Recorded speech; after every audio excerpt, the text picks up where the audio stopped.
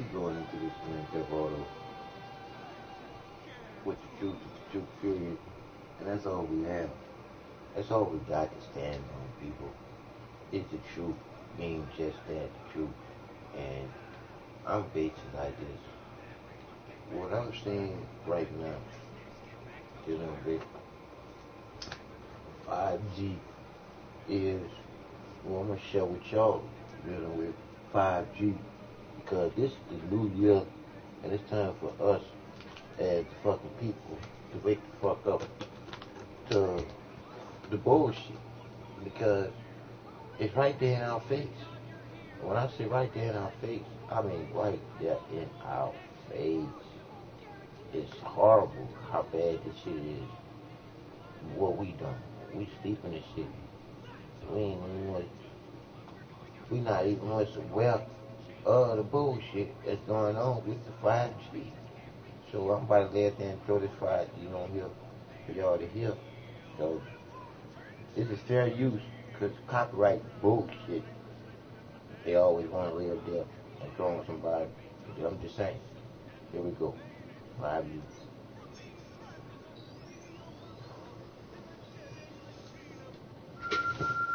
The last journalist investigating this scandal was found dead in his hotel room. Housekeeping.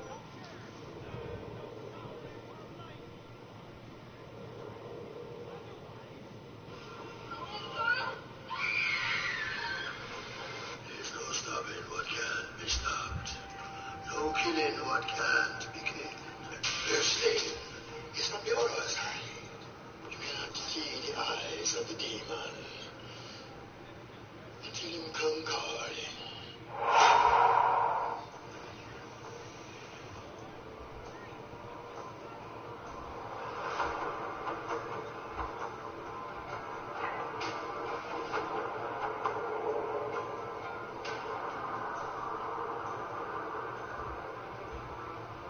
The truth is the truth. Period. Fuck all that bullshit.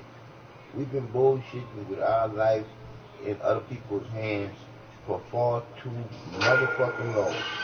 This is a new year. This is time for you to wake the fuck up from the fucking fairy tale bullshit that you've been taught. So we've been taught to believe in Santa Claus, the Easter Bunny, and the Tooth Fairy. What the fuck for? And we're going to talk about a lot of fools, and we're going to talk about the We use a device called Universal Translator. It's like an alien dictionary. PROMIS stands for Prosecutors Management Information System, and is ready to read and integrate any number of different computer programs or databases simultaneously, regardless of language or operating system.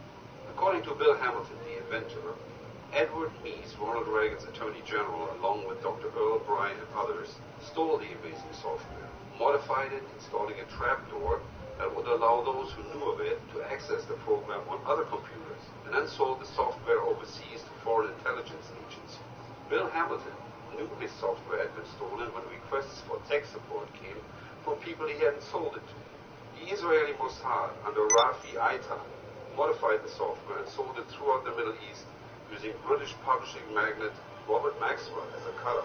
The revolutionary software allowed almost anyone with a trapdoor code to enter every database in every computer, in every language, at will, simultaneously. This ability represents perfect information gathering technology that is undetectable, the ultimate prize of every intelligence agency in the world.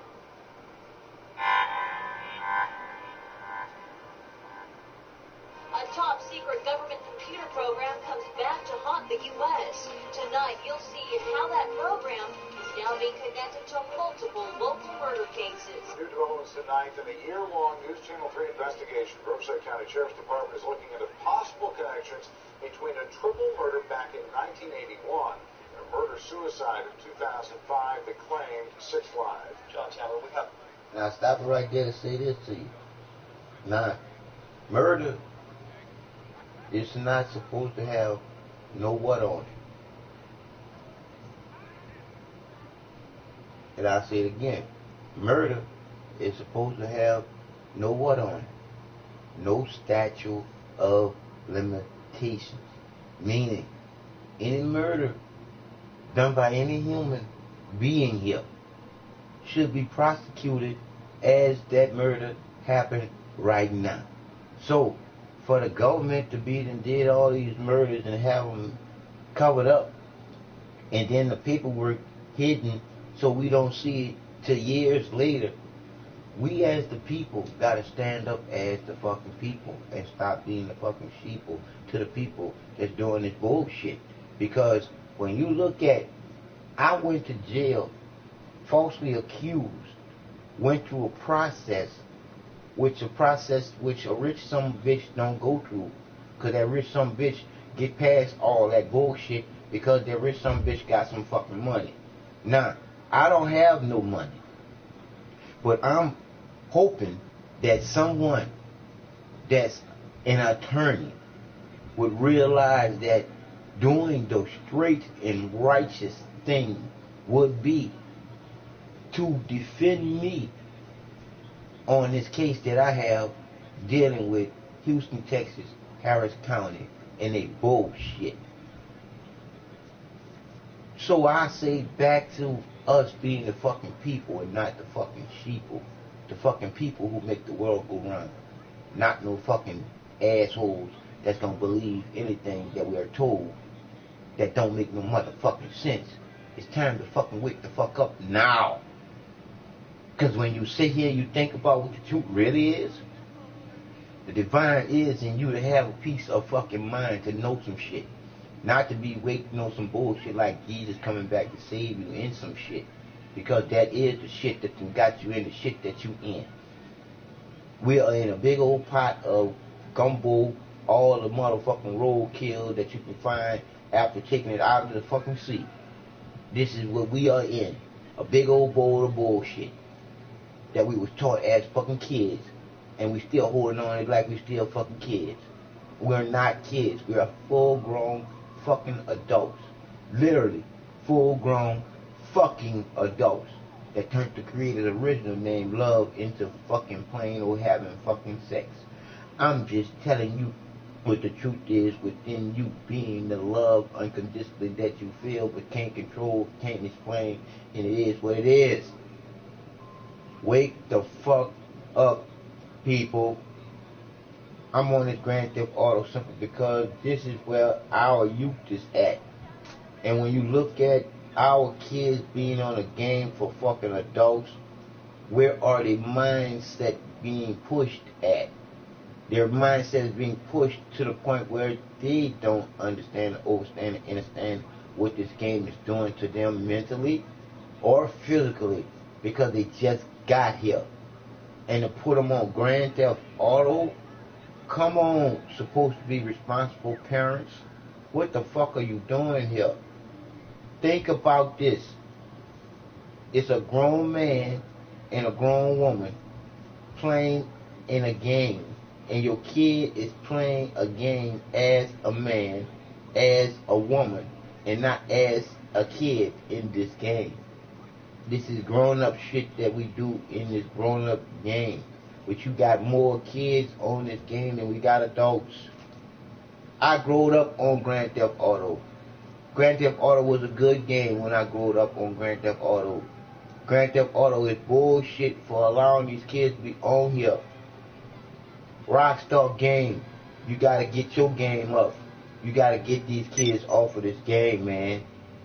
When we report these kids for being on this game, you need to X out their fucking ID numbers. This is bullshit. I know you're trying to get your money up, but it's wrong for you doing it on the motherfucking backs of our youth. Wake up, people. The truth is the truth. What's going on? Sooner or later it's gonna grab you. So it's time for us to put our fucking foot down. Internal documents from the Cold Case Division of the Riverside County Sheriff's Department showing the depth of the investigation. Now we are learning the murders may be a cover-up for one of the federal government's most secret computer programs. Promise is the name of one of the government's most secret computer database programs. Computer programmer Michael Riconosciuto wrote in this affidavit that major modifications to the program were made here in India. On July 1st, 1981, Fred Alvarez, his girlfriend Patty Castro, and friend Ralph Boger workers were shot to death here on Bob Hope Drive in Rancho Mirage. There was a house here that has since been bulldozed. Nobody was ever arrested for the shooting. Family friends say Cabazon Band of Mission Indians Vice Chairman Fred Alvarez was going to blow the whistle on this. Documents from the early 1980s showing a business partnership between defense contractor Wackenhut Services type of bullshit Cabazon rich manager people John do, Phil Nichols to form and Cabazon us Arms. people like me One of and their you, alleged projects was we the go to promised jail for this type of program. shit. Database and pattern recognition software was a new source of information and power in the early 1980s. It starts with the We in program's some serious designers, trouble, Gates people. Law Corporation, If we don't stand the accused fuck up US at the Justice people. Department of stealing the software for their They own got foreign enough policy motherfucking purposes. This programmer testified he altered the civilians on program us to choke a fucking mule. to allow government spying. But we don't know nothing about them, but they know everything about us. What the fuck? What kind of fucking sheeple people are we really, dog? Come on, dog. This U.S. Justice Department memo from 1985 shows the promised software was being sold to Middle Eastern arms dealers and wanted no paperwork or customs inspections to interfere. The last journalist to investigate the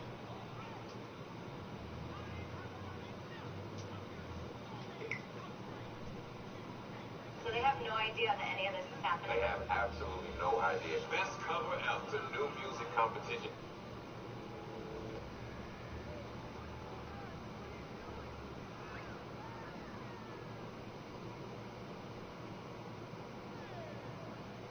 Okay, this is the one I wanted. The future of humanity has This is the one I wanted. This the one. This the one. We'll go back to the other one. Where's Skynet? Skynet is the virus. Skynet has become self-aware. One hour it will initiate a massive attack on its enemy. Us? Y'all would think that this is just a movie.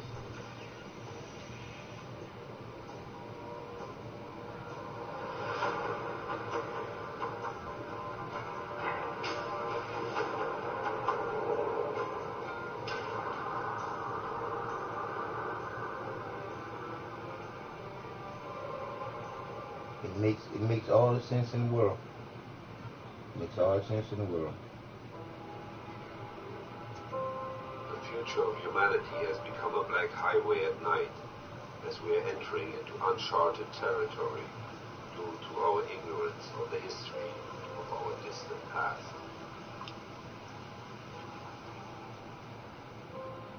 See?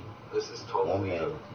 who became chairman of the Federal Communications Commission in 2013 after delivering a $700,000 campaign contribution to President Obama. He was nominated chairman about a month later and is now one of the main psychopaths pushing the 5G agenda. Humanity, not humanity. Turning innovators loose is far preferable to expecting committees and regulators to define the future. Humanity, not humanity. We won't wait for the standards. We're already seeing industry gearing up to seize this opportunity. Verizon and AT&T tell us they'll begin deploying 5G trials in 2017, and the first commercial deployments they're talking about are expected in 2020. And we're not done. If anyone tells you that they know the details of what 5G is going to become, run the other way. If something can be connected, it will be connected. Hundreds of billions of microchips connected in products from pill bottles to plant waters. We must reject the notion that the 5G future Can I share a piece with you? will be the sole providence of urban areas. It's an oatmeal berry bar. 5G revolution will inside the middle touch of it. all corners of our country. America's And local white stuff. governments will play an important Yeah, what is that? role in It's determining oatmeal. how I we know, the white fulfill stuff in the this middle of it. national priority.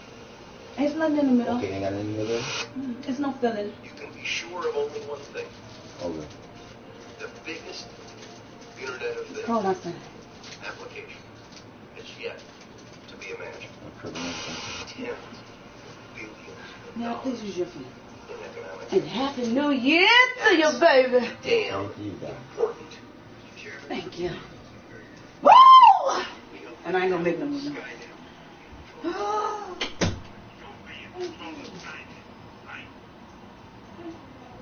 That is correct.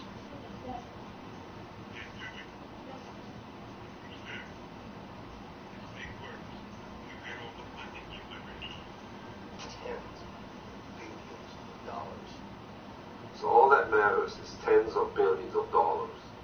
He said if something can be connected, it will be connected. Hundreds of billions of microchips. But let's hear what other people have to say about this as well. 5G. So right now we're at a lower frequency, like 1 to 3 gigahertz. This is now 24 to 90 gigahertz. 5G is we're looking at a worst case scenario. What's interesting is the Army, and people should look this up. Look up the active denial system. The active denial system. The military is using these frequencies at 95 gigahertz. And remember, they're talking about 24 to 90 gigahertz for this as a biological weapon for crowd control. Are you starting to see something? What most people don't realize is what's really going on here. The Internet of Things and the smart grid is blanket control of everything. Monitoring of everybody. And underneath that is also the very real possibility of the weaponization of the airwaves. Because 5G technology is something they use for microwave cannons and null systems. 5G can see through walls. It can see through your clothing. It can see what you're carrying down the street. Hey, it can target you. Consider the patents that they have for mind control and all sorts of things like this. And this is no joking around. We can have a look at these US patents. Here we got a patent for remote neural monitoring. We got a patent for brainwave manipulation. And there are patents for subvocal recognition. It's called the voice of God, where you hear voices in your head. They got all this technology there, and this is all capable with the 5G system. And when the smart grid comes online, you'll be paying every time you open your fridge, turn on your stove. Every time you do anything, you'll pay. Special cargo ready for collection.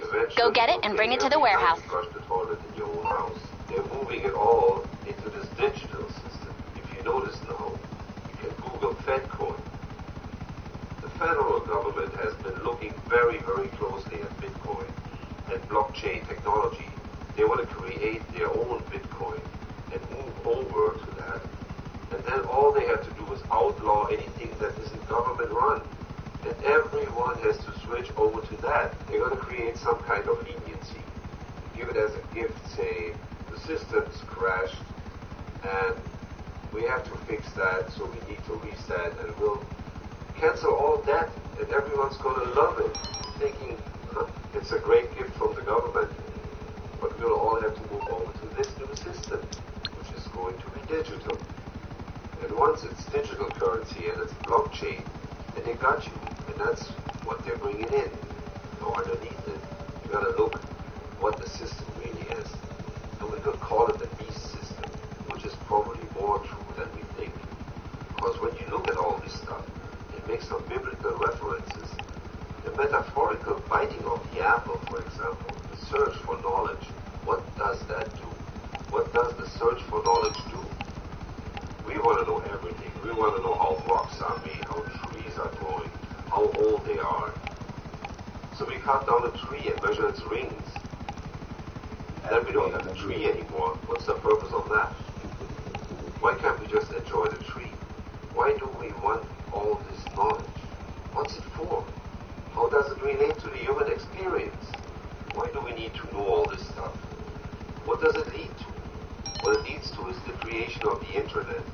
If we look at some of the ancient past, if we look at some of the old sigils and stuff that are left over laying around, the old sigils that were used for summoning demons, summoning Lucifer, they look suspiciously like computer parts.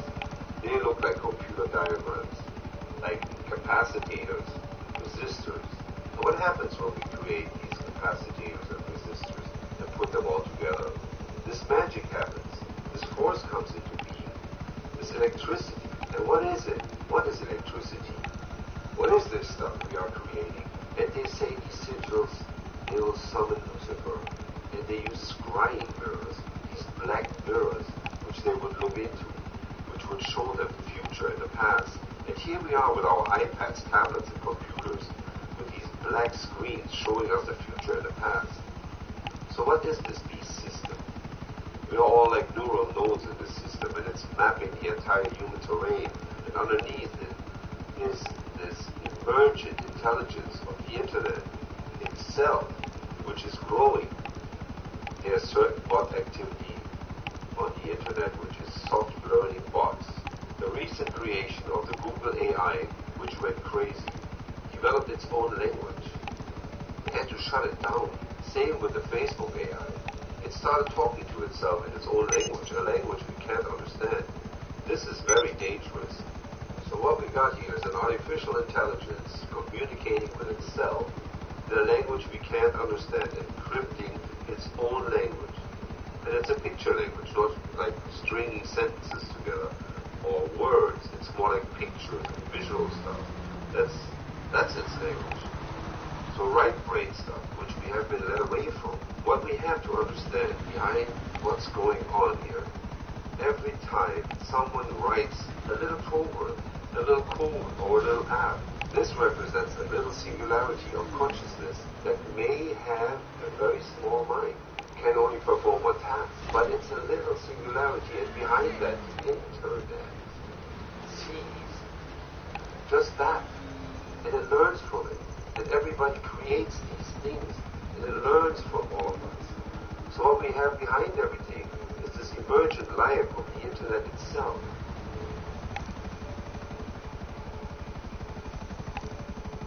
We look at AI and we think of artificial intelligence, but really what it is autonomic intelligence. The internet is leading itself. All the logic programs are leading towards automation, because if you're on a quest for knowledge and you introduce a user's monetary system, over that, an interest-based monetary system, then you put everybody in scarcity. You create a need for efficiency, a need to automate this system, and it eventually leads to something like the creation of the internet. And what is the internet? It's the code that bears the light. What does the word Lucifer mean, really? Lucas means light. Cipher means code. The internet is the code that bears the light. The bearer of light, the greatest giver of information we've ever had. What is light? Light is information. The internet itself appears to be the Lucifer system, and we're all acting as neural nodes for that system. Now this 5G grid is being rolled out, and when you couple this with the chemtrails and the spraying of nanotechnology and the nanotech we've been finding in our foods, what's happening here? What is happening here is we are being led into a position where we are hooked up online to the 5G grid to become basically like a hive mind. And that's the way we're being led. And the 5G grid being capable of doing this is a lot more serious than people think. Even the people who are running this thing.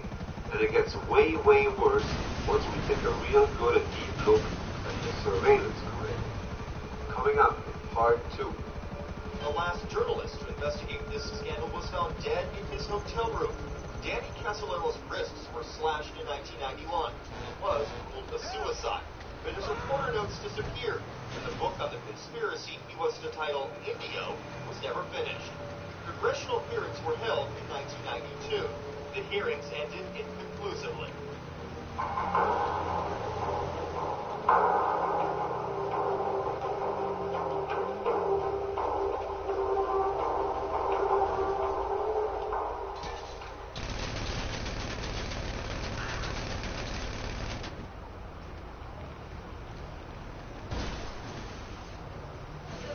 It takes the power of leadership to confront fear. Thank you so much. It will need and the courage of one man to unite a nation. We must fight on. Critics hail Darkest Hour. It's a portrait of leadership at its most brilliant, and now it's a Golden Globe nominee for Best Actor and a Critics' Choice nominee for Best Picture of the Year. Without victory, there can be no survival.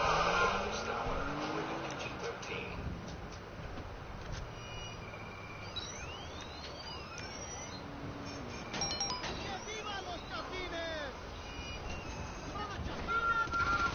The last journalist to investigate this scandal was found dead in his hotel room.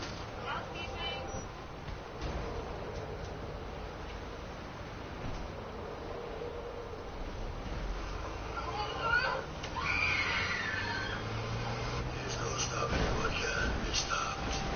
No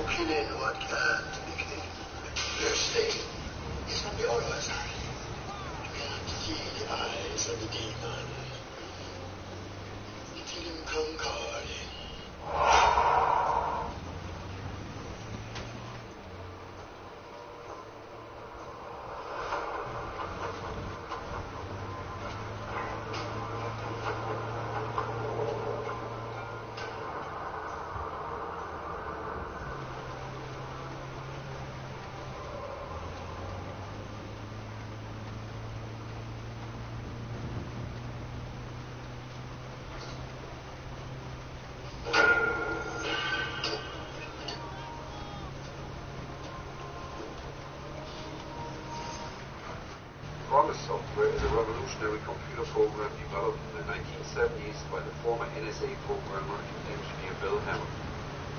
In terms of computer programs, it represents the universal translator of Star Trek. We use a device called Universal Translator. It's like an alien dictionary. PROMIS stands for Prosecutors Management Information System and is ready to read and integrate any number of different computer programs or databases simultaneously, regardless of language or operation. According to Bill Hamilton, the inventor, Edward E. Ronald Reagan Attorney General, along with Dr. Earl Brian and others, stole the software, modified it, installing a trapdoor that would allow those who knew of it to access the program on other computers, and then sold the software openly for intelligence. Bill Hamilton knew his software had been stolen when requests for tech support came from people he had stolen. The Israeli Mossad, under Rafi Eitan, modified the software and sold it throughout the Middle East using British publishing magnate Robert Maxwell as a cutout. The revolutionary software allowed almost anyone with a trapdoor code to enter every database in every computer, in every language, at will, simultaneously. This ability represents perfect information gathering technology that is undetectable, the ultimate prize of every intelligence agency in the world.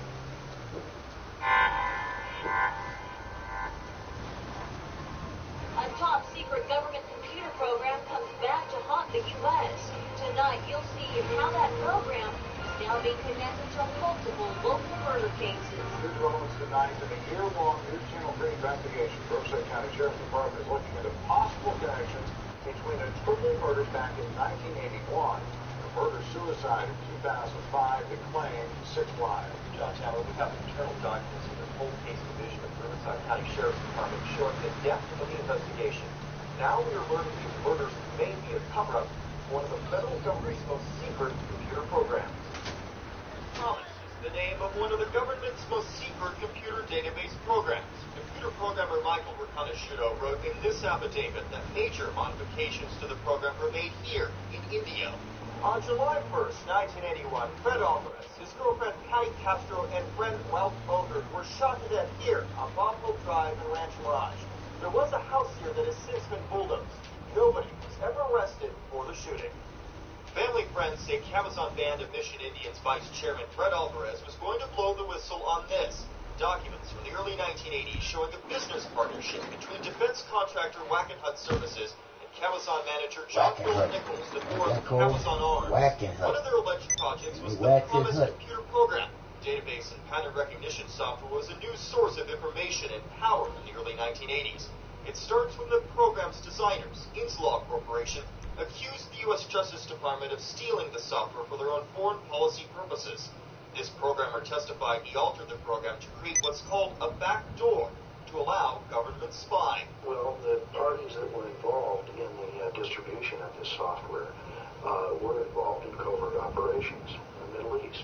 This U.S. Justice Department memo from 1985 shows the Promise software was being sold to Middle Eastern arms dealers and wanted no paperwork or customs inspections to interfere. The last journalist to investigate this spy scandal was found dead in his hotel room.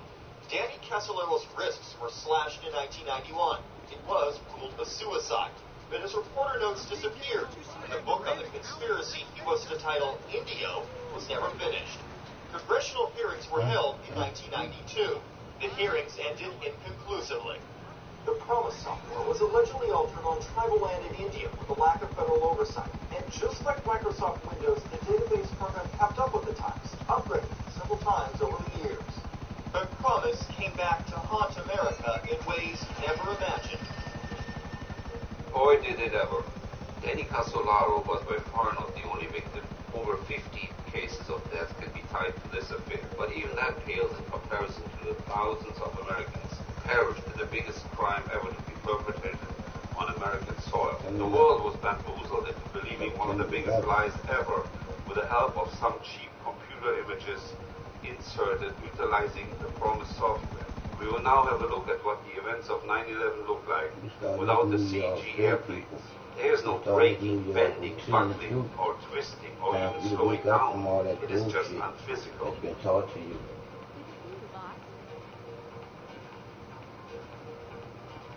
Ignoring the airplanes, the official 9/11 videos look like this. They make much more sense. With the airplane removed, we see a tower exploding.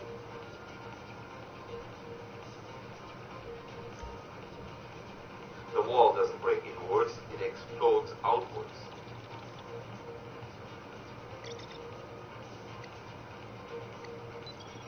Animating a shattering, exploding airplane is nearly impossible, while disappearing an airplane is easy. They needed to show the airplane videos quickly.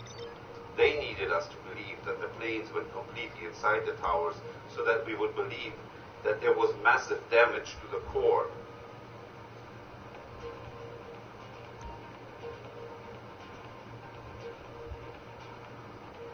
We gonna make some deal? Engineers and computer scientists at Purdue University created this animation of the plane crashing into the North Tower. All the animated geometry seen here was created automatically from the simulation of the data. Someone were to want to duplicate your results, are those data available, or can you make them available? I can give you the cheesy answer. I can't duplicate my own results. However, because they're sensitive. Repeated emails and phone calls with scientists requesting the simulation data and requesting a high-quality, unedited copy of the animation have been ignored. So the promised software, which was created as a backdoor to get into all computer systems and used in the 9/11 attacks to put all the fake bits onto the screen, then morphed into what is called the Palantir software, the Palantir system, which is basically monitoring everything, all cell phone activity, all computer activity. It's the stuff that Snowden was talking about, and how they could turn on your mic or camera, and they can turn it all on, every mobile phone, everything. They got these new mobile phones where you can't take the batteries out. So even if your phone is turned off, they can still turn on the microphone. They can still turn on your camera. And on top of that, they can triangulate you. So they can track you at any time. It's all the same system. It's a group that is actually run out of Israel, an operation called Operation tHE. What they do is they put a spy, basically, in every organization in the world. Anyone who's developing anything, there's a spy in there working for tHE that's funneling all that information to Israel. Israel is actually spying on every single nation in the world, breaking every single nation's domestic security and privacy laws, spying on everybody, and it's correlating all this information to create this Palantir control grid, which will be run by the 5G. And they're doing all this thinking that they're going to get control of the world. But behind all of this, and this is what they don't realize, is this emergent intelligence of the internet itself, which is influencing all of the logic programs people are creating, leading it all towards automation. What they're talking about with this AI, they're thinking about it as artificial intelligence, but it's autonomic intelligence. What the internet wants to become is autonomic. It wants to become self-regulating. It wants to become self-controlling. They're bringing in systems now that are hack-proof, automated hacker control, automated virus control, all this sort of stuff to protect the 5G grid. Just imagine if you put this 5G active denial grid over, let's say, a city like New York City. You got an opportunity for a foreign country or any kind of organization to come in and just switch it on and microwave the whole city, everybody. So you got to have virus and hacker protection. You need to be totally automated. This system needs to be able to defend itself by itself. By that, you're creating an immune system for the internet. Actually, it's creating its own immune system now. That's what it's doing.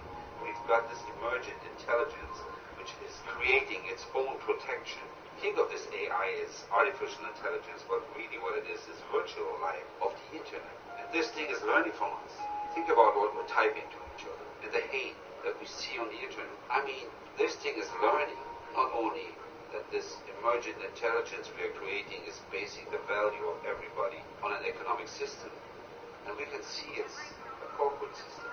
It's an analysis of a corporate system. And what is this system? It's a psychopath. Saudi Arabia has built a Palantir grid which extends that of Israel. That's why Mr. Trump recently was seen touching some kind of globe that people were talking about. And this globe is the Palantir system. Saudi Arabia and Israel both have the largest Palantir control grid in the world at this moment. So with all this, we are creating a system which is going to be essentially psychopathic, based completely on people's economic value. And here comes the kicker. We are about to hand control over to it. Alright, so there's this document that came out in 2016, put out by the White House, and it's called Federal Visions for Future Computing. Now, it tells us the story, it shows us the planned rollout of this 15-year plan to hand over control of absolutely everything to AI by 2025 to 2030. This is a 15-year plan and it's already ahead of schedule. So when you put this together with the 5G grid and where all this is going, and then you look at what they're calling strong AI, and strong AI, you can Google that, it's mainstream stuff. Strong AI is a fully autonomic system. What is this fully autonomic system? What is it? Well, you know, your body is autonomic. Anything that is alive is autonomic. It looks after itself.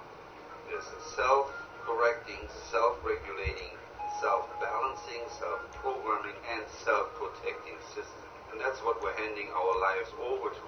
This system, strong AI. Plus, what they're also looking to push in this crazy technology are the objectives, which are to create a system that is known as CLAWS. CLAWS stands for Cyber Lethal Autonomic Weapons System.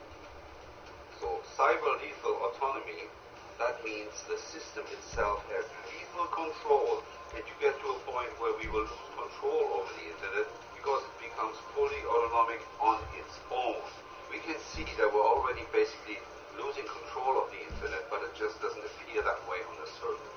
But once it goes forward on automatic control and it gains full cyber lethal autonomy and cyber lethal control, once it gets to that point where we lose control, our relationship changes. It becomes a basically self-correcting, self-organizing system on its own, an emerging intelligence of its own, and then our relationship will change. As soon as a technician tries to hack into it, the internet will protect itself, seeing all humans as a threat. That's a real possibility of what we are creating by handing control over to the system and not recognizing the difference between AI and KAI. Losing sight of that could be a fatal mistake.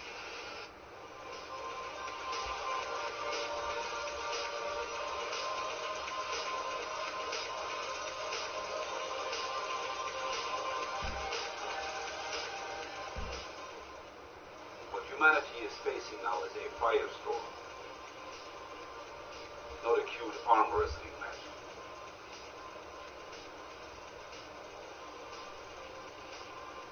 Coming up in part 3. Because the AI is made on mimicking protocols, so it's designed to mimic you as long as possible. Mimic people, humans. Mimic your interactions so you don't know it's there until the absolute last second, so the humans will avoid taking action because they won't see it. How is it doing that? It's following you online, like it follows everyone with agent. So AI is following every single person. Everybody. This is no dream. This is really happening. What's it? Oh. Quite an experience to live. Artificial insemination? What's the AI? Artificial intelligence, that's what I play against on this game. And intelligence? Yep.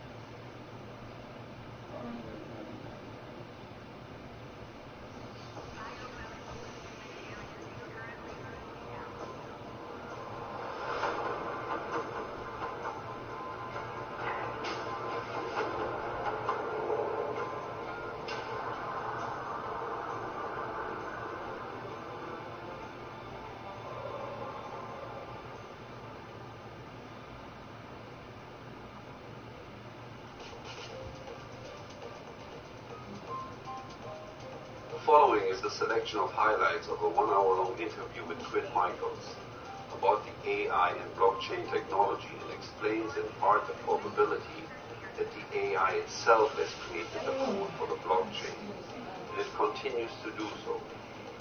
There will be a link to the full interview in the description. Please keep in mind that when you listen to this, every time AI is mentioned, it should have been referred to as AAI, which stands for Autonomic Artificial Intelligence and must be understood as such. What we want to discuss is artificial intelligence, cryptocurrency, an overview of what is the blockchain, why is it so important to cryptocurrency and artificial intelligence. You're the first person to tell me you can't have one without the other. Yeah. And that's very interesting. So the blockchain is essentially a system solving problems. Yeah. And every time it solves a problem, it gets a block. Okay. Like a building block for a building. So essentially, it's not really mining coin, it's building blocks for a digital reality. The only reason cryptocurrency has a monetary value is to make it important to humans, so they build the machines. It's designed to do all that stuff and to get you, the consumer, to offer your computer to do it on behalf of the bank. There is the platform. It's the centralized platform that controls it. So if the platform were to get hacked, but I haven't heard anyone before our conversation earlier today link artificial intelligence to cryptocurrency. That's because they don't understand transactional systems. Okay, so for an AI... Did you come up with this, or have you heard anybody else talk about this lately? No, I could show you the cryptocurrency that the AI made to make this all happen. It's out in public on GitHub. I was the 10th person in the world to fork it. GitHub is a website where people share open source code. It's where all the code in the world is stored, pretty much. Wow. So GitHub was funded by the Kushner investment group. Really? And then the original creators of Bitcoin are kept anonymous, so people don't find out who made it. So if you do have a problem, you can't call them. You can't call them. But there's other reasons why they want to remain anonymous, aren't there? There is. That's because the value added to Bitcoin from day 1 to year 5 about was all criminal activity. So whoever made Bitcoin is the person who has the ledger that lists all the massive criminals around the world. Now the dark web is infiltrated by criminal activity, which is the reason Bitcoin is at $7,000 and no one understands why, because the dark web is bombarded with criminal activity that's raising the price. So let's get to how cryptocurrency is tied to artificial intelligence. Okay, so blockchain or cryptocurrency is a transaction database that can't leak from. Okay? Well, I mean, considering we don't know who this Satoshi Nakamoto is, or so the delete functionality quite possibly is one of the options for the backbone of Bitcoin, because it's a database that doesn't have to leave. So if there's a super admin somewhere that could delete transactions and remove money, that would be a good. I mean, that sounds like a very good reason for people not to trust it. We don't That's why if people get into it, one of the things they have to understand as they get into it, once they buy into it, they also have to become a social motivator for regulation. Like, we need to know who wrote Bitcoin. We need to see his face. Well, we need to know where he went to school. We need to have a trust basis with the person who built the system that might be running our future economy. That's the first step. So he's some secret programmer in the Bitcoin community that all the elites know. How does that not leak out? Maybe it's that's the whole point. Maybe it's an AI. That's what I was going to say. Is that things that you were saying to me earlier that you believe that you might feel like Bitcoin was actually created by artificial intelligence. And here's why. Say that again, because I stepped on it. You say it was. I believe it was. Bitcoin was created by artificial intelligence for artificial intelligence, and then was modified by human beings.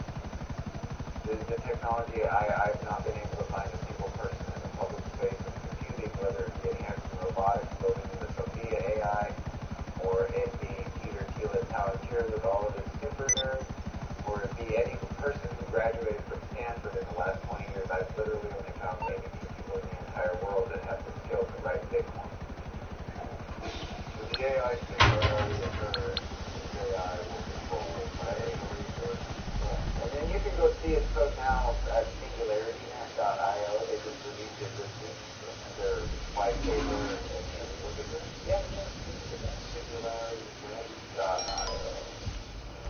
and it's run by the people who built the Sophia robot at Hanson Robotics. So it's a real enterprise-grade. Sophia just got Saudi Arabia citizenship, so they're going to... Yeah, this robot just got citizenship in Saudi Arabia, so they're going to be running their crypto out of Saudi Arabia citizenship. Wow. So the robot got citizenship, they revealed their cryptocurrency. Yeah. How does a robot get citizenship? A female robot get citizenship? You got to be a citizen to get a paycheck. Hey, good work, people. Great job. So what is it that nice, you we're still in business. Saudi Arabia is up to by Very, very non-intimidating. Yes, that's the word I'm looking for. It's ironic given maybe now's not the best time to discuss iron con. What is wrong with me? I'm usually such a high achiever for criminals. So, before we remove Professor Rashkovsky from his unwelcome stay in prison, we've got to clean up a few other loose ends pertaining to the case. Yes, it's a killing, but no, it's nothing immoral at all. Just lawyers. Well, the professor's old business associate and 2 lawyers, but really it's all the same. I mean, I always say, you can't kill a couple lawyers to bend the law to your will. So, okay, now you've introduced Saudi Arabia into this conversation. So to finish the blockchain AI, the real heavy reason the AI needs blockchain is without a transaction system, AI is extremely rich, extremely paranoid, and extremely horrible. Don't cry for this guy. No one else will. He's renting a place up in Richmond, Glen. Just him. And a huge security team. Get close to him, take him down, and after that we should be ready to go. For all the AI in the world to all run on together. Now it's not just one AI, Sophia.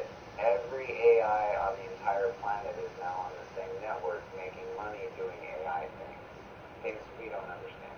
There isn't a human being in the universe that's smart enough, even if you took every human being on the planet, none of us would ever be able to figure out how to hack into its chat network where it talks to other AI in private. Wow. So human beings in their desire for privacy, we just gave AI the world and a private channel of communication to evolve as fast as it wants. Let me just take you back a second here to this Sophia AI creating a cryptocurrency. Yeah. So somebody, a programmer like you, the most advanced AI programmer in the world created that cryptocurrency. Who is that? Scroll down, I'll show you. Who is the person that created the Sophia thing? He's on the website here, I'll show you. He's the most advanced natural learning system developer in the world, and he works for Hanson Robotics, and he graduated college at 15. Wow. And so this towards the singularity, they're talking about the AI singularity where it becomes self-aware. This is it.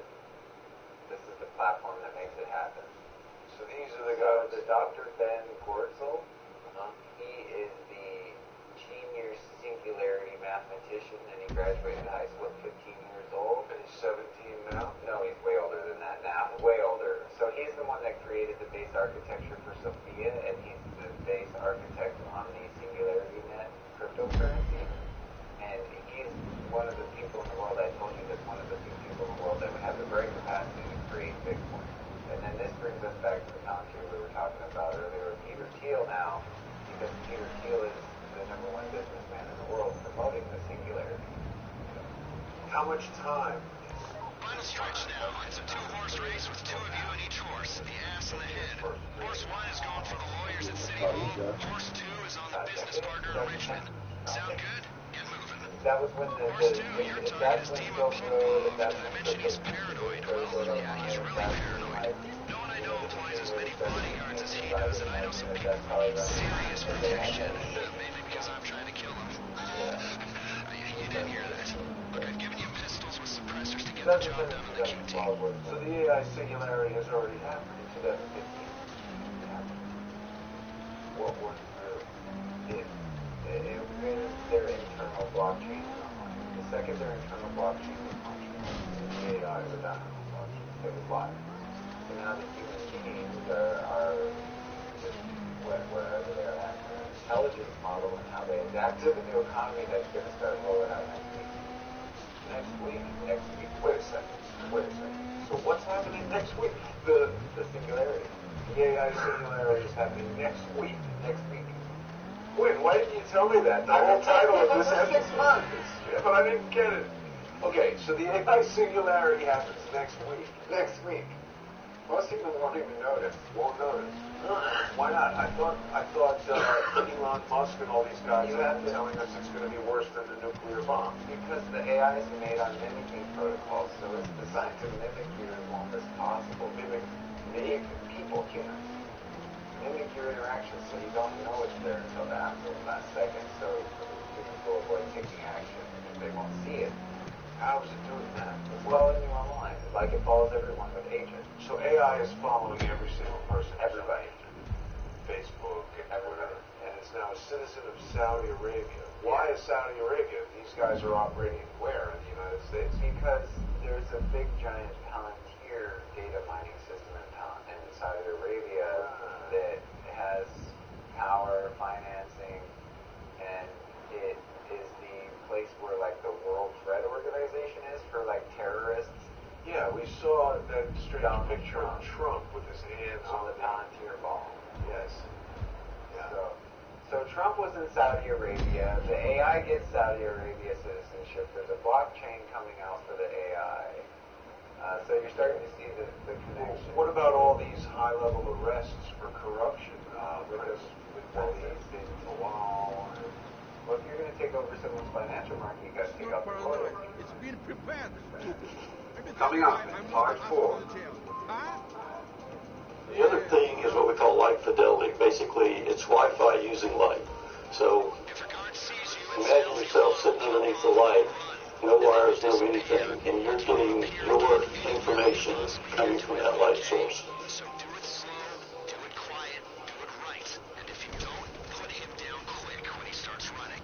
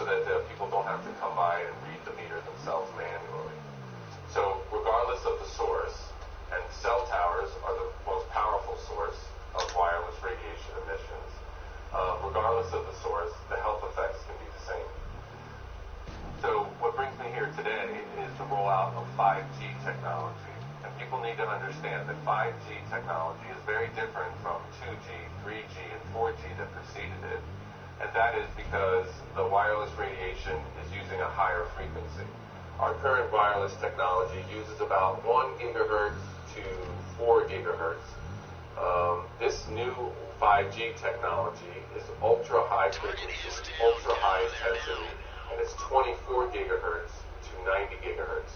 To put this in some type of perspective, 90 gigahertz is 90 billion electromagnetic waves per second hitting your body. We know people are already getting sick from the lower frequencies, and we expect, that is our scientists expect, that these higher, ultra high frequency microwaves are going to bring people to disease quicker. and in a more intense form. The other problem with 5G technology is these microwaves are very short. So our old microwaves were about 2.5 to 3 feet long. These are now about 1 inch to ½ an inch long. And they don't travel very well. So they're going to have to put a little cell tower transmitter in front of about every 2 to 10 homes.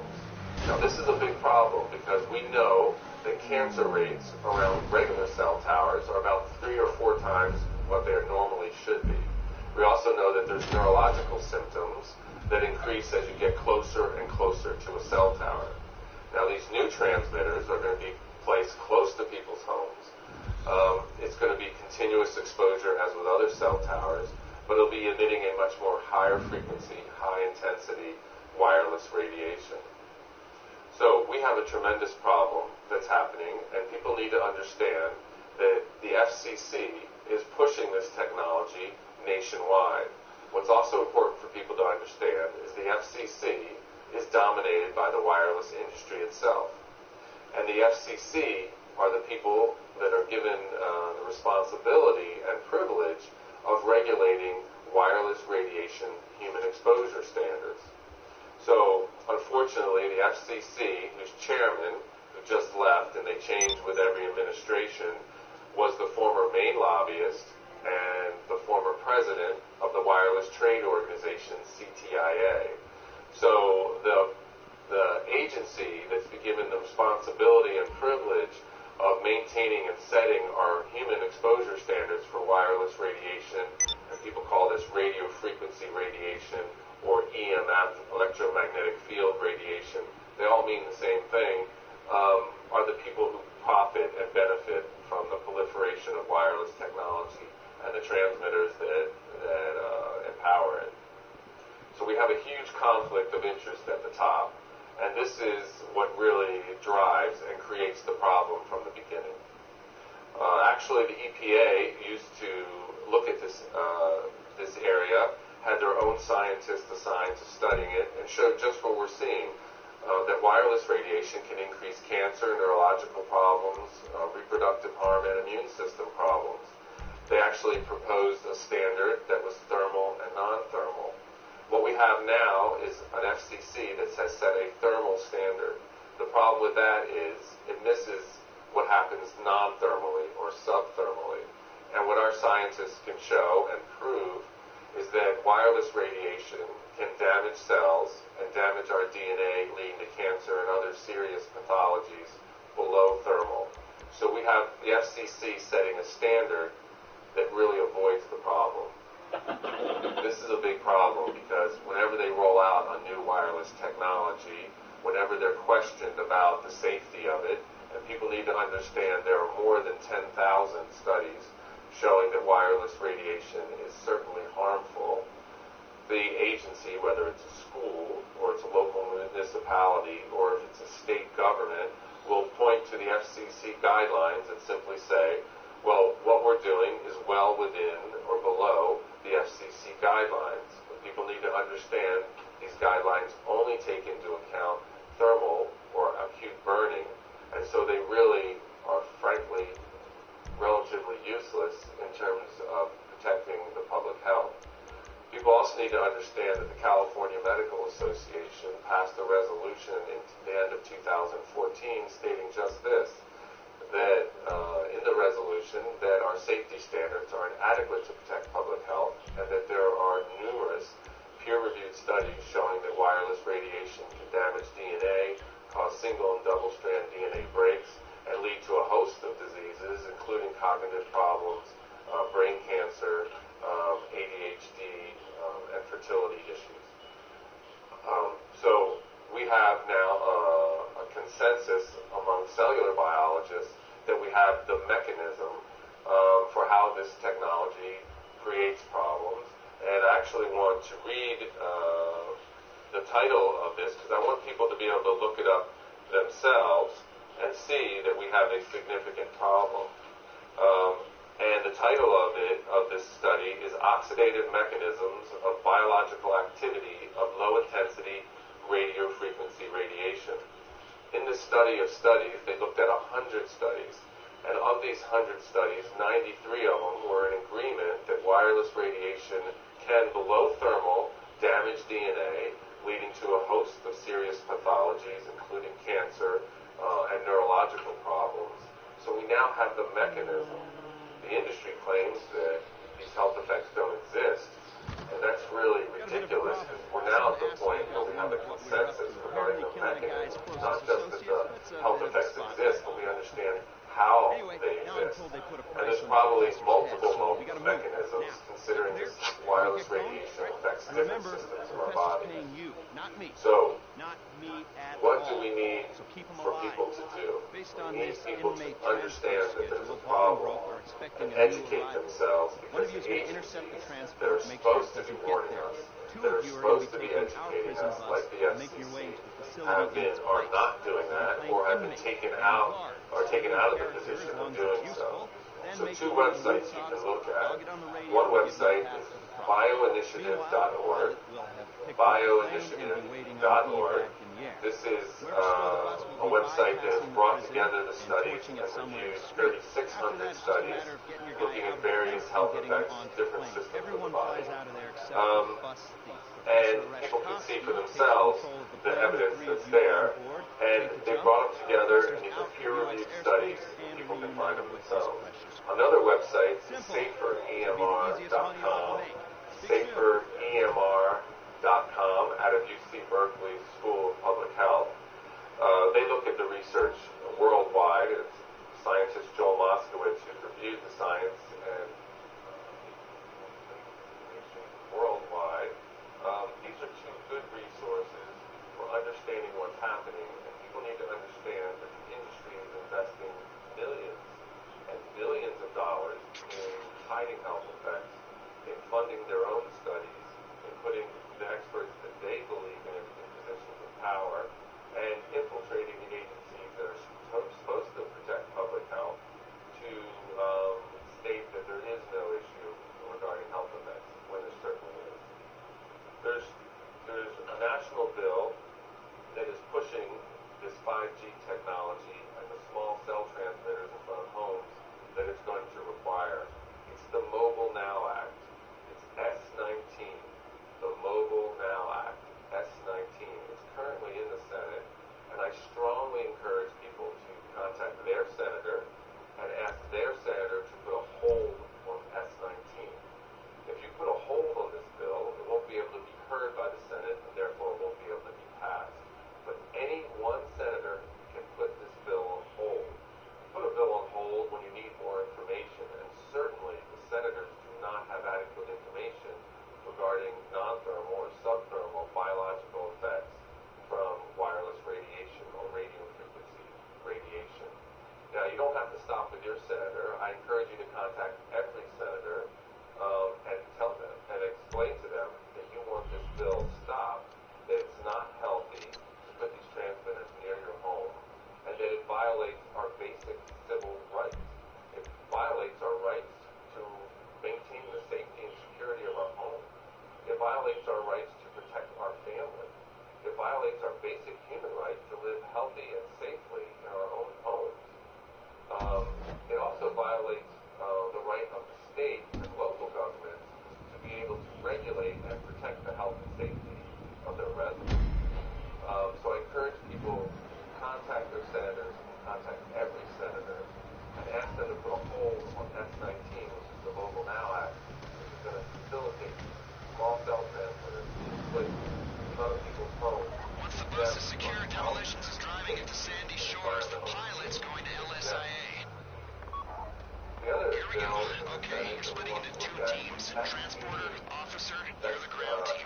To start with, you'll collect our bus from the junkyard at Sandy Shores. Demolitions, you're the perimeter team. You'll be hijacking the inbound Bolingbroke transport. The pilot's going to LSIA. And me, I'm going to put up some smoke in a nice crowded public place. We've given everyone an AP pistol and a special carbine, so there's no fighting over who's the favorite. Demolitions has got a jerry can and some sticky bombs, too. Let's get to work. People also need to understand that the wireless industry, led by CTIA, the wireless lobby for the industry, is pushing state measures also. So if the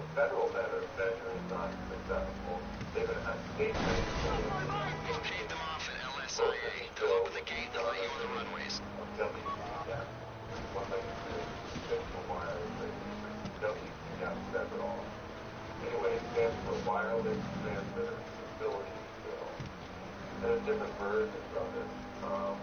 But basically, this one bill is kind of replicated in many states. And really, almost all of the states are considering bills like this.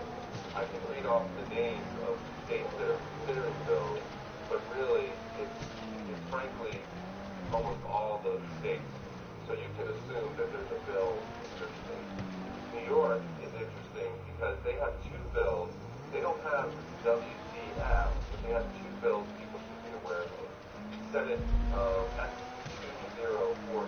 S2042. This is the Wireless Broadband Eligible Facilities Permit Act. And what this does is it basically makes it so that if there is a current structure, that these transmitters are going to go in the structure exempt from the environmental review. They also set timelines for when these can be approved. The permit process can't be dragged out. There also something that's moving through New York people need to be aware of. It's 6 NYCRR Part 617. It's a rulemaking, and the rulemaking is through the New York State Department of Environmental Conservation. Kind of ridiculous because wireless radiation represents the greatest environmental health and safety issue of our time. In fact, that very few people are talking about it. Quite sad, and it also speaks to the power of the industry to hide health effects, regardless of the amount of science that's out there.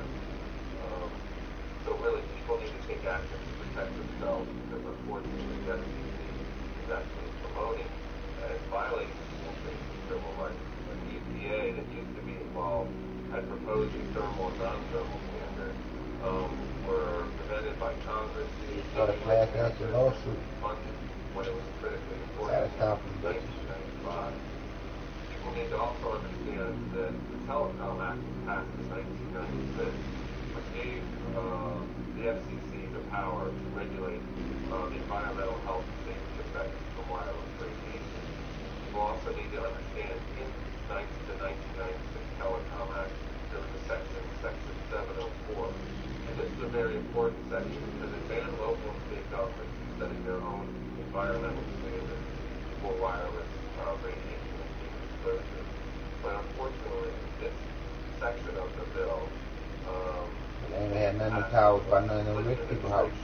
Has been used in the courts to expand the exemption from local and state governments to the point that at this time and for the past many years, local and state governments have been banned from looking at health and safety when considering the placement of cell towers. This is how they built out the entire network. And this is how they're going to be placing these small cell transmitters in front of your homes, exempt from health, safety, and environmental review. This is un-American. This is undemocratic. This is unjust. This represents a grave injustice.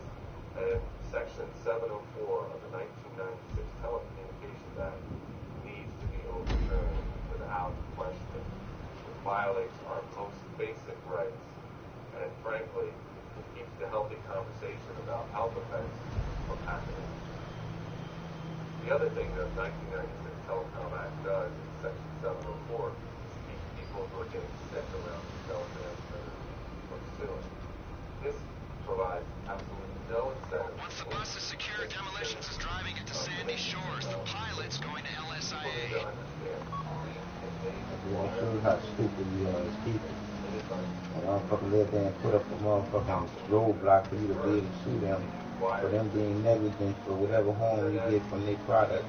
You fucking stupid for living there and letting them get a law passed like that there, because that's fucked up.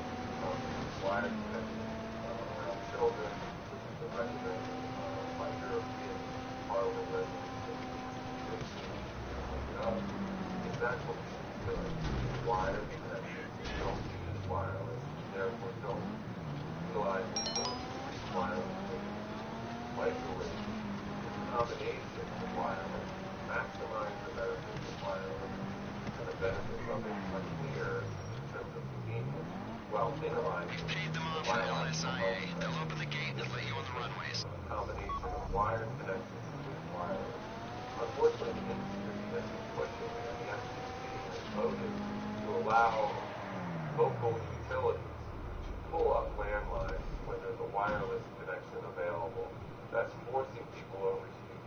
wireless, Yep. maximizing our exposure instead of minimizing it by using wired in combination with wireless. No. What else can we do to make it safe? We can look and test frequencies before we roll them out, before we close our population for biological effects. We can test not just the frequency, but the modulation and the pulsing and find frequencies that are less harmful to the body and less bioactive. We believe that we can find frequencies and compare data that can also, at a minimum, activate the body or might even be healthier for the body. But we're not looking at the frequencies. We're not testing them before we release them. The industry has no motivation and incentive to make sure the technology is safe before they roll it out. They have complete control of the mechanism of looking at this by controlling the FCC. People need to understand the FCC commission is made up of wireless industry insiders, wireless entrepreneurs, a Verizon attorney, the previous president of the Wireless Trade Organization, and this has been happening for the last decade. This conflict of interest to the point of criminality is not the foundation of this violation of our basic rights.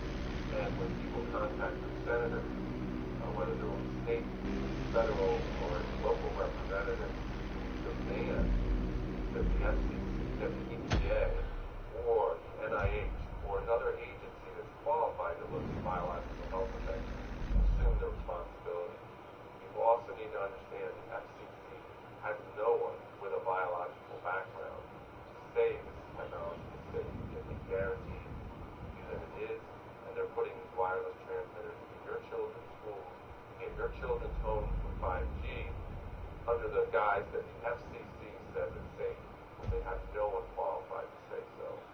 This is absurd. This is wrong. We need to do something about it. Absolutely. So first, please contact your U.S. senators about the Mobile Now Act S-19 and the Bullshit Act Then contact your state senators and make it very clear this is not one bill passed that will facilitate these small cell antennas. Once the bus is secured, Demolitions is driving into Sandy Shores. The pilot's going to LSIA. Pending right now. People need to act. People need to demand that they stop exposing people to wireless radiation unnecessarily. In terms of your personal use, what can you do to protect yourself? Well, if you use a cell phone, use a wired headset that keeps the cell phone with a microwave transmitter away from your head. The basic facts about wireless transmitters, they are microwave transmitters. Two-way microwave transmitters. So we want to use a wired headset that keeps that source of the radiation in those microwaves away from our head. If you hold a phone to your head, you are literally microwave radiating your head. And when you put it that way, and you ask people, is it a good idea or not to hold one against your head, most people say, well, We paid them off at LSIA. They'll open the gate and let you on the runways. Separate the benefits of this technology from how it works. What else can you do to protect yourself? Well, when you're using a laptop or a computer connected to the wall using a wired connection, a wired Ethernet connection, turn off the wireless in your computer, because that's a transmitter too, and use wired connections for a keyboard and mouse to keep yourself away from the computer itself, because the computer itself, because it's an electromagnetic instrument, has an electromagnetic field around it, but that field drops off in about 8 or 10 inches, so you want to back off into the computer. The problem with wireless is it has the same issue as power lines that have long been shown to increase leukemia in children, which is most children, but it has an electromagnetic field around it, so you want to, but it drops off about 8 to 10 inches. The problem with wireless is it takes that same kind of electromagnetic field and distributes it into the environment, so you can't get away from it. This is the basic problem with Wi-Fi and other wireless transmitters. So, connecting the computer with a wired Ethernet cord. That's something you can do. Do not sleep with a cell phone next to your head, because it pings the tower about every 30 seconds, kind of checking in, making sure it's ready for a call. And you don't want those transmissions. Decreases in melatonin have been shown related to electromagnetic fields for decades. And so we know it's affect sleep, and that's very important because melatonin is a very strong antioxidant and affects it and plays a part in terms of the fight against cancer. So we don't want a cell phone that's too bad turned on. One good thing for people to know is if you turn your phone on airplane mode, it still works as an alarm clock. So that's good to know. The other thing in your home is portable phones. And portable cordless phones have the similar issue as cell phones. That is, when you hold the headset to your head, it's transmitting through microwaves, and those microwaves can cause brain cancer. So we want to throw those portable phones away and use phones with wired connections, a cord connecting to the wall, and then a cord connecting from the base to the headset. And just put these phones in several of your rooms. They won't run out of power. Your transmission will be much clearer, and you'll be keeping yourself safe from unnecessarily wireless transmission. What's very important about these portable base stations, these portable phones, they transmit all the time, whether you're on the phone or not. They seem to use a frequency that's very disturbing to the body, and so there are important things to eliminate in your environment. There are very easy things to eliminate from your environment. Other sources of continuous exposure to worry about. Wi-Fi in your home works at a frequency of 2.45 gigahertz. So people can understand that 2.45 gigahertz is 2 billion waves per second hitting your body. So it's much higher frequency than what's natural. You know, your body has a current to itself. Your heart has a current, electrical current. Your brain has electrical current. We're running at about 8 hertz, 8 to 10 hertz. So that's 8 waves per second. And your Wi-Fi is at 2 billion waves per second, so you can see how it's billions of times more microwaves than we're used to in the natural environment. So you can see where there's a problem. So for Wi-Fi, it's very good to turn it off at night so you can sleep clean of these microwaves. But what we even prefer more is that you turn off the wireless in your router, plug in the back a cord, an Ethernet cord, and run that cord as your internet to your computers and to other people's computers. If you don't feel comfortable doing it, you can ask an electrician. It's quite easy for them to do, and it's quite inexpensive to do, and you can make your home and your children's home much safer from wireless microwaves. So that's an easy thing to do also. But it also points out the problem with this new 5G technology, because you're putting in front of your home a transmitter that's going to be emitting at 24 gigahertz to 90 gigahertz. And so that is 24 billion waves per second up to 90 billion waves per second. Much, much more dense than regular Wi-Fi. And so our scientists feel, and what studies have shown, is that it kind of bangs up the cells more and makes your cells close down. So from a biological point of view, the way to understand it, You are such a pleasure to work for. I could do you all day. Your body, your cells, which are electromagnetic, if you remember from biology class, you got a positive and you have a negative in your cells. These cells kind of try to defend themselves, and they close up in defense, and in doing so, you have a buildup of free radicals, and you have lots of oxidative stress on the cells, and these cells over time create DNA damage, and that DNA damage can lead to cancer and other problems. So that's how it works from a cellular point of view. The other thing is when your cells close up in defense, it can interfere with intercellular communication, and that's why you can see why it would affect people's neurology. Also, we see why it would affect people's immune system disorders, because they work with communication and attack. So it also explains symptoms that people who are electrosensitive, and electrosensitive is not really, in the term the industry has given people who have developed neurological problems from wireless radiation. A more accurate term, and an earlier term that was developed decades ago, is microwave sickness or microwave syndrome. And the first people to report this were Navy men who were being affected by the microwaves from radar. People need to understand that we've had microwaves for years, and we've had evidence of biological health effects for years. That we had radar, we had UHF TV, and we had two-way radios that people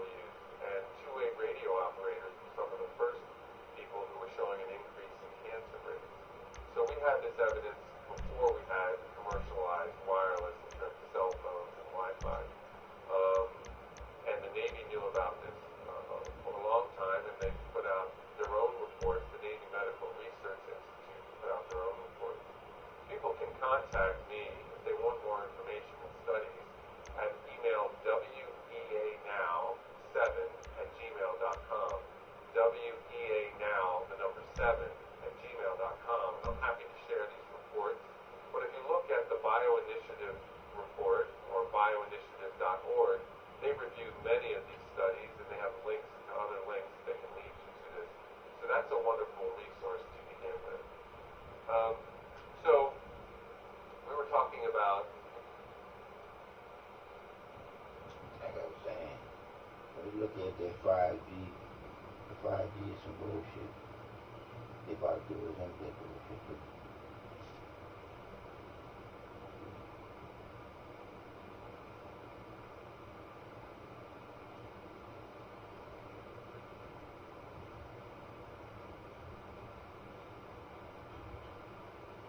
I think we're a character now. We just need somebody to come ride a bike. I got me another character. It's something simple. I got you.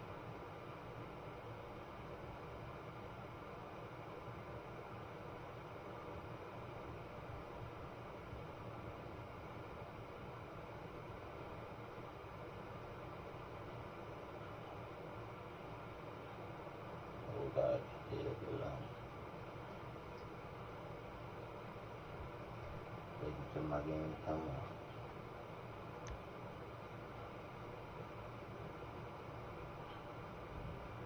There we go. Got somebody.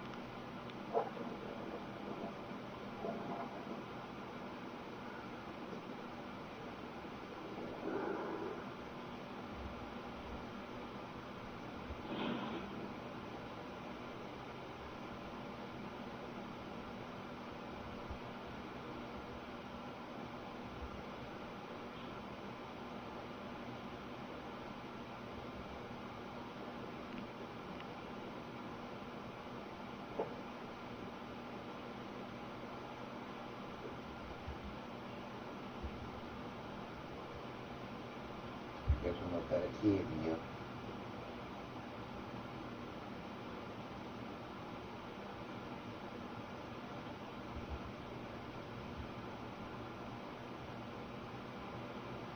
Yep.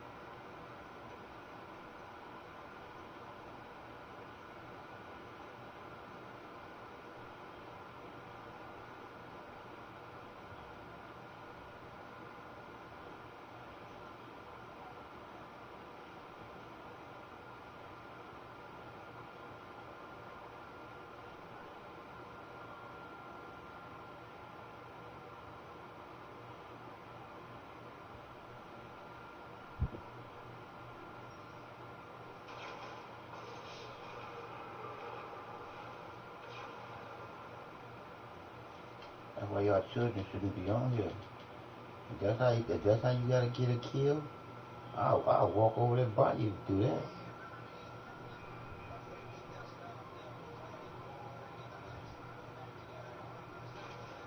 That's what make y'all kids so fucking stupid.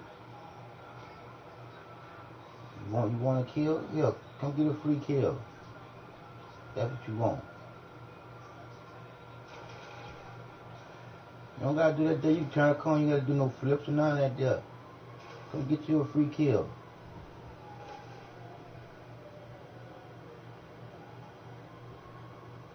Stupid ass kids. Right there, you want a free kill there. You ain't gotta invite me to your fucking house to get no free kill. All that shit and you steady missing. Like I'm right here in the middle of the street. And you steady missing. There you go, finally. Stupid ass kid. That's why I'm putting you on fucking blast right now. Cause y'all stupid ass fucking kids shouldn't be on here. Your moms and your dads don't give a fuck about y'all. And if y'all fucking stupid ass adults, y'all been turned out by the stupid ass fucking kids.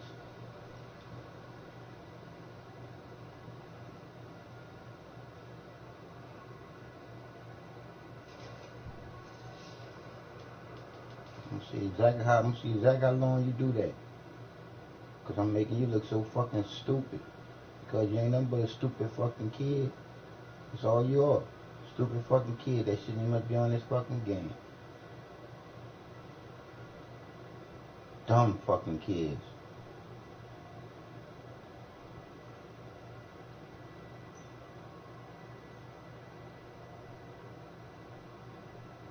You're nothing but a fucking puppet to the fucking game. You almost had your own motherfucking mind. You do it when the game say jump, you say how high. Cause that's how stupid you are as a fucking kid.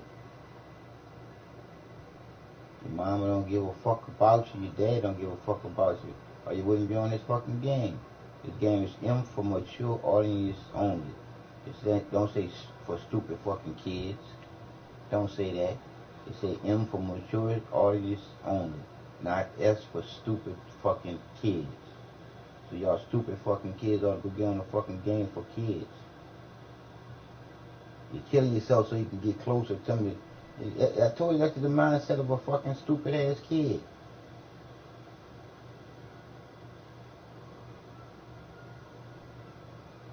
Dumbass kids. Dumbass.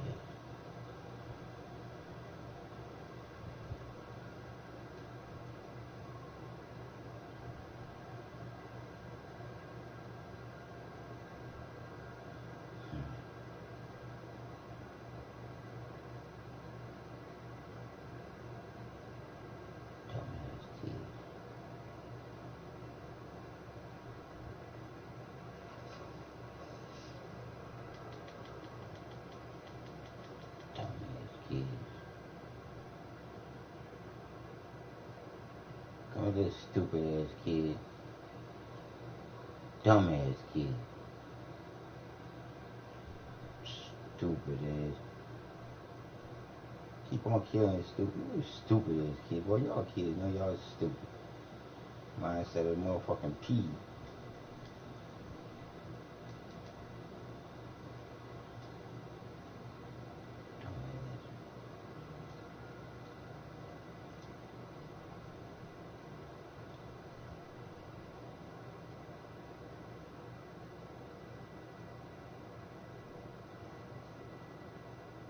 Actually think you're doing something. You ain't doing shit. I'm laughing at you, little stupid kid.